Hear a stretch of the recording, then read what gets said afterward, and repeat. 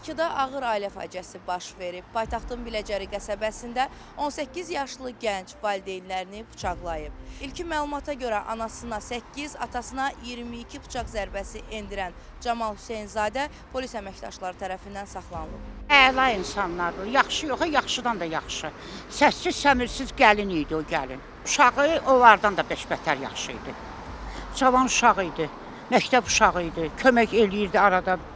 Mən keçəndə burada əlimdən zəmbilini zadını alıb. İndi eşitmişəm, özüm də belə şokduyam. Yoldaşını elə tanımıram, amma özünü tanıyıram. Özü gözəl insan, sakit, gözəl bir insan. Xəsarət alan ata və ananın vəziyyətini öyrənmək üçün təbibə sorğu ünvanladıq. Sorğuya cavab olaraq bildirildi ki, çağırış əsasında təcili tibbi yardım briqadası ünvana cəlb olunub. Yaralılar 1971-ci il təvəllüdlü kişi və 1978-ci il təvəllüdlü qadın kliniki tibbi mərkəzə hospitalizasiya edilib. Onlara zəruri tibbi yardım göstərilib, cərrahi əməliyyat olunublar. Hazırda müalicələri davam etdirilir, vəziyyətləri orta ağır qiymətləndirilir deyə təbibdən bildirilib. Faktla bağlı araşdırma aparılır. Fərdə Şahbazova, Orxan Balayev, APA TV.